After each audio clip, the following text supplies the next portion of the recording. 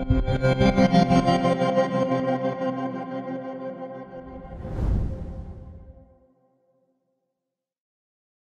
bien, bonjour à toutes et à tous. Je vais encore une fois renouveler mes remerciements à Saïd Chreibi, à tout le bureau de l'AMCAR, et vous renouveler le plaisir qu'on a à venir ici chaque année. Réellement, c'est un grand plaisir parce que c'est au-delà d'un congrès, une réunion amicale. Alors, pourquoi parler de prévention primaire en cardiologie? C'est vrai que la session est un peu hétérogène, et là on s'intéresse à des maladies avérées, graves, à des risques évidents liés à une pathologie. On s'intéresse moins souvent à la prévention primaire, qui devrait, voilà mes liens d'intérêt, qui devrait attirer toute notre attention. Vous savez, on parle beaucoup de la Chine, mais vous savez qu'en médecine chinoise, le bon médecin, c'est celui qui prévient les maladies, et que c'est le seul qui est payé, et que quand le malade, quand une maladie est avérée, eh bien le médecin n'est plus payé. Peut-être qu'on devrait adopter ce genre de situation, et peut-être qu'on devrait inciter nos autorités à tenir compte de cela. Alors les maladies cardiovasculaires, vous le savez, c'est catastrophique. On a 150 000 décès par an en France, selon les chiffres de la Haute Autorité de Santé. C'est la deuxième cause de mortalité en France, mais dans beaucoup de pays, pays occidentaux, avec toujours des disparités sociales et territoriales importantes dont, au fond, il faut tenir compte et dont on ne tient pas compte quand on se cantonne aux facteurs de risque habituels, classiques, que l'on connaît bien. Et puis en France, c'est 10% de la population qui prennent des médicaments à visée préventive, à visée cardiovasculaire. C'est énorme, c'est un coût énorme. J'ai regardé si on trouvait des chiffres pour le Maroc. Alors, j'ai trouvé ce chiffre, mais qui est extrêmement important, puisqu'il semblerait qu'au Maroc, 38% de la mortalité par maladie non transmissible soit liée aux maladies cardiovasculaires. Nous sommes dans le même bateau. Nous sommes clairement dans le même bateau, et cette lutte contre les maladies cardiovasculaires pour la prévention apparaît quelque chose de fondamental. Alors, comment faire cette prévention?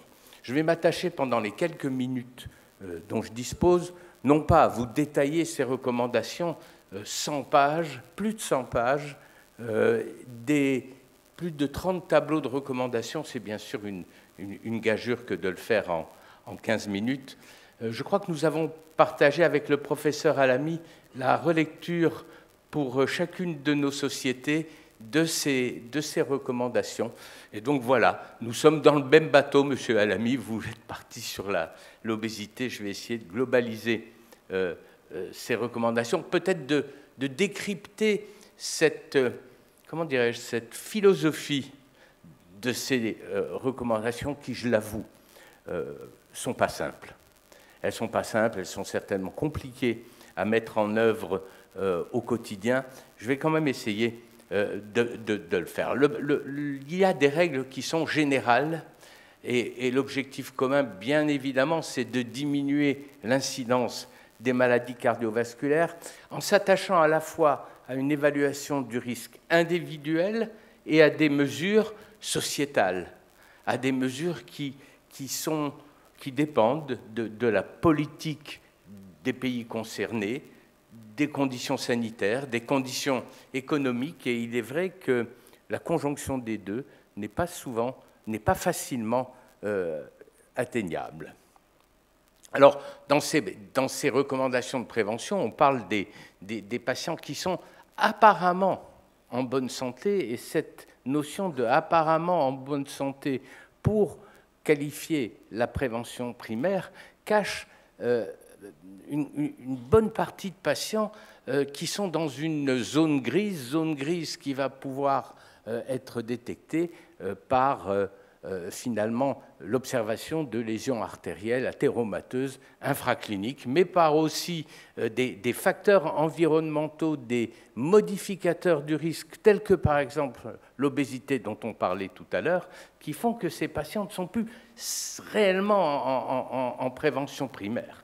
Et puis, tous ces patients qui sont dans cette zone grise, ou en tous les cas un certain nombre de ces patients qui sont dans cette zone grise, vont être finalement des patients qui seront à haut, voire très haut risque, avec les indications thérapeutiques et de prise en charge qui se réfèrent à cela. Alors, une des nouveautés de ces recommandations, c'est la prise en charge en 2 étapes, avec 3 points majeurs que sont l'évaluation du risque, on va y revenir, l'importance des classes d'âge, parce que évidemment, garder des facteurs de risque sur une vie entière et les garder pendant 10 ans, ça n'a pas le même impact. Et puis, cette notion de risque sur la durée de vie, cette notion du bénéfice de la prise en charge sur la durée de vie, ce sont toutes ces notions qui sont finalement pas si claires que ça. La première étape, chez les patients qui sont apparemment, encore une fois, en bonne santé, eh bien, c'est d'insister aux mesures de modification du style de vie que sont bien évidemment l'abstention tabagique. Et quand je parle d'abstention tabagique, c'est l'abstention initiale qu'il faut préconiser si l'on peut, le sevrage bien évidemment. C'est les mesures diététiques, c'est l'activité physique et c'est le contrôle d'une hypertension artérielle avec comme chiffre initial une systolique inférieure à 160 mm de mercure. Et puis ensuite, en fonction de l'âge, on va pouvoir avoir des mesures qui sont différentes, mais pour chacune de ces tranches d'âge, eh bien, on va recourir à une évaluation du risque par un algorithme, un nouvel algorithme, je dirais, qui est Score 2, associé à Score OP2, qui est Score Old People, pour lequel on va évaluer non plus la mortalité telle que c'était le cas dans Score, mais la morbimortalité cardiovasculaire qui va tenir compte du genre, du tabagisme actif, de la pression artérielle systolique et du non-HDL cholestérol. Notez que ce n'est plus le cholestérol total comme c'était dans le temps, mais maintenant c'est le non-HDL cholestérol. Pourquoi? Parce que ça intègre l'ensemble des lipoprotéines hétérogènes dans un mode de calcul qui est simple. Hein. C'est le cholestérol total moins le HDL. Eh bien, on a le non-HDL cholestérol, marqueur qui va devenir de plus en plus utilisé chez ces patients. Alors, pas de place ici dans cette évaluation du risque pour la Lp(a) par exemple, en sachant que c'est un marqueur de risque important, en sachant aussi qu'aujourd'hui, nous n'avons pas de traitement spécifique pour faire baisser cette Lp(a), mais ça va venir, je pense. Et puis, cet algorithme que l'on ne va pas détailler a été différencié pour les pays à haut risque, risque moyen et bas risque. Le Maroc fait partie des pays à haut risque, mais autant que je sache, cette notion n'est pas corrélée à une évaluation spécifique sur une cohorte marocaine. C'est une assimilation aux cohortes d'Afrique subsaharienne et d'Afrique du Nord, mais autant que je sache encore une fois, mais vous rectifierez peut-être, pas au Maroc. Ce que l'on voit en tous les cas, c'est que le niveau de risque qui va conditionner le risque modéré, le haut risque ou le très haut risque varie, et c'est logique en fonction de l'âge. Eh bien, à un risque modéré, un risque de moins de 7,5% à 70 ans n'aura pas la même valeur qu'un risque à moins de 7,5% chez les patients plus jeunes, bien évidemment. Deuxième partie de cette première étape, en fonction du niveau de risque qui va être déterminé, c'est un peu une usine à gaz, hein, ce tableau, c'est pour ça que j'essaie de vous le décrypter. On va essayer de regarder des modificateurs du risque. Alors, ces risk modifiers dans les recommandations européennes, ces risk enhancers dans les recommandations américaines. Au fond, on retrouve à peu près la même chose. Notez que dans les sujets apparemment en bonne santé, les patients qui ont du diabète, les patients qui ont une insuffisance rénale, les patients qui ont une hypercholestérolémie familiale sont exclus. Ils sont directement mis dans des classes particulières, notamment pour les diabétiques. Alors, quels sont ces modificateurs du risque? On ne va pas rentrer dans les détails. La fragilité, le terrain familial, les notions de génétique, l'obésité, et puis des comorbidités qui conditionnent une aggravation. Et puis l'imagerie. Mais je crois que l'imagerie, on en avait parlé ensemble l'année dernière, je ne reviendrai pas dessus. La place du CAT score, la place de l'échographie carotidienne à la recherche de plaques. Chez quels patients? Eh bien, chez les patients à risque intermédiaire ou à risque modéré, pour pouvoir soit s'abstenir de tout traitement. Ce qui est important, je dirais qu'on ne supprime pas assez souvent les traitements par statine, et d'un autre côté, on ne les prescrit pas assez souvent non plus. Il y a des choses qui ont été éliminées par l'ESC, notamment l'index de pression systolique, notamment la mesure de l'épaisseur intima média. Après, on ne parle pas non plus de recherche de plaques fémorales. Je crois que dans la pratique, il y a des choses que l'on peut adapter et que les recommandations restent des recommandations et non des lois intangibles. Et puis, étape suivante, pour des patients chez lesquels on aura tenu compte de ces modificateurs du risque, eh bien, on pourra, dans un certain cas, et puis en ayant discuté avec le patient, parce que la discussion, la consultation dédiée à la discussion de cette évaluation et de la prise en charge du risque devient un élément fondamental, et ces consultations de prévention vont devoir se développer. Eh bien, une fois qu'on a été là, pour les patients qui ont un niveau de risque qui apparaît élevé dans chacune des tranches d'âge, il va falloir considérer d'équilibrer les chiffres tensionnels, certainement en dessous de 140 mm de mercure, mais jusqu'à 130 mm de mercure, et puis avoir un LDL cholestérol inférieur à 1 g par litre. Alors, il y a une différence fondamentale entre ces recommandations de prévention et celles qui avaient été dictées 2 ans plus tôt sur les lipides, sur les dyslipidémies. Dans ces recommandations sur les dyslipidémies, on disait inférieur à 115 mg par décilitre, 1,15 g par litre pour tous les patients. Vous voyez, ça n'est pas repris ici. On est à la fin de cette première étape dans ces recommandations qui restent là, avec bien évidemment la nécessité, quand on va passer à l'étape 2, d'adapter en fonction du niveau de risque. Et puis, alors là, ne regardez pas en détail, c'est absolument illisible, mais ça a une valeur de communication pédagogique avec le patient, c'est de l'informer du nombre d'années qu'il va gagner sans événement cardiovasculaire quand il s'arrête de fumer en fonction du temps qu'il a passé sans tabac. C'est une manière d'exprimer toujours ce nombre d'années sans atteinte cardiovasculaire quand on baisse de 10 mm de mercure sa systolique, et idem quand on baisse d'une millimole son LDL cholestérol. Encore une fois, ça a une vertu pédagogique et il faut pour autant prendre le temps d'en parler avec les patients.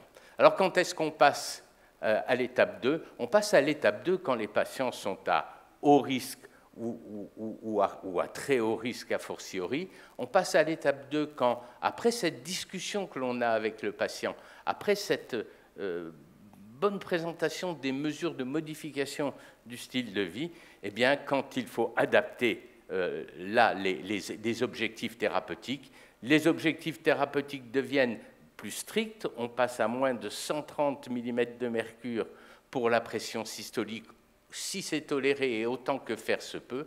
On passe à des objectifs en termes de LDL cholestérol avec un traitement par statine qui sont à moins de 0,7 pour le haut risque, à moins de 0,55 pour le très haut risque, et ces objectifs sont des objectifs qui sont pas si facile que ça à atteindre, même si on voit un certain progrès à cet égard.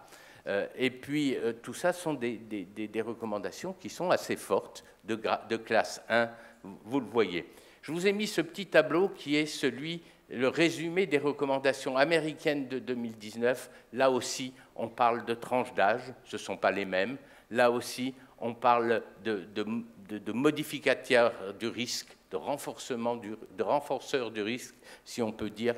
Là aussi, on parle de traitement par statine. Ce traitement par statine intervient beaucoup plus vite aux États-Unis qu'il n'intervient en France. Et on ne parle pas d'objectifs chiffrés, mais de réduction en pourcentage qui sont entre 30 et 40 et jusqu'à 50%. Il y a une évolution aussi qui se fait aux États-Unis, mais je crois qu'on ne peut pas mélanger ces différentes recommandations, que les plus récentes étant les recommandations européennes, elles ont le mérite d'essayer de schématiser encore une fois, même si c'est compliqué, cette prise en charge.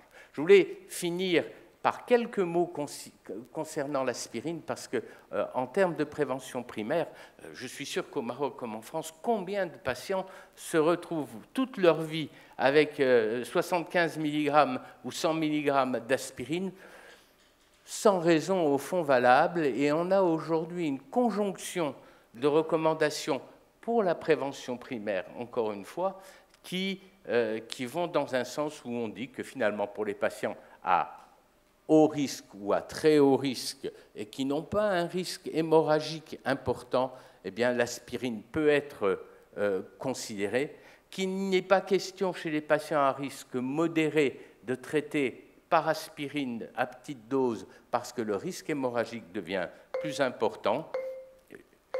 Ces recommandations, je vous les ai montrées en Europe, les voilà aux États-Unis, et voilà le papier tout à fait récent de l'USPTF, ce qui est l'organisme de prévention américain, qui lui aussi ne réserve l'aspirine qu'à des cas particuliers, et ce, même chez le diabétique, la plupart du temps en prévention primaire, eh bien, on s'abstient d'un traitement par aspirine, et je dois dire à titre personnel, je le retire de plus en plus de mes patients, même chez les diabétiques. Je vois que M. Alamy partage cette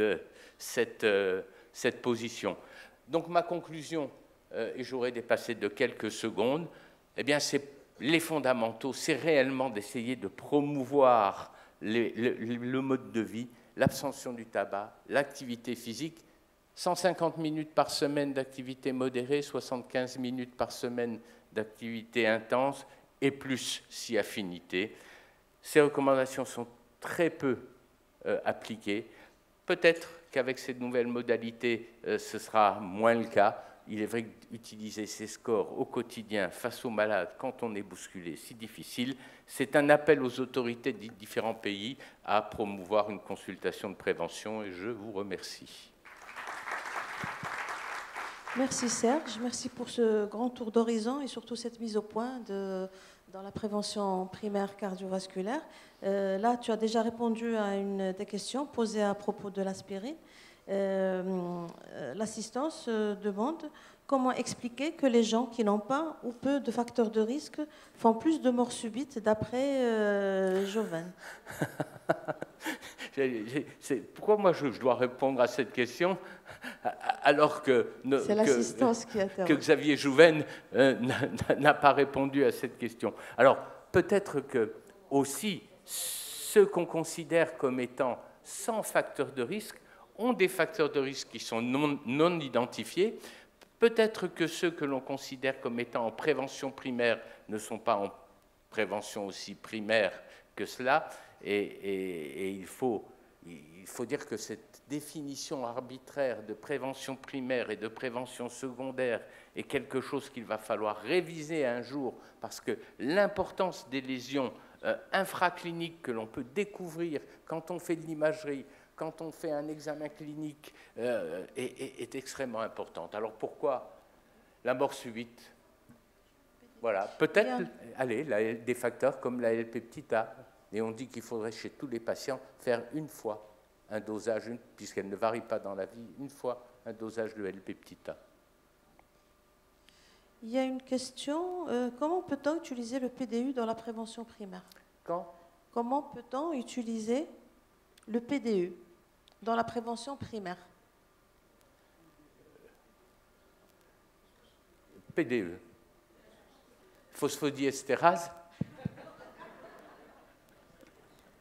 Si vous permettez, une question. Bref, si Benis, malheureusement, il n'est pas là. S'il était là, il vous aurait dit que pourquoi vous n'avez pas inclus les SGLT2, les inhibiteurs des SGLT2 dans la prévention primaire. Et j'ai rencontré à Madrid M. Tartampion qui m'a assuré que les prochaines recommandations, il y aurait bien les SGLT2 dans la prévention.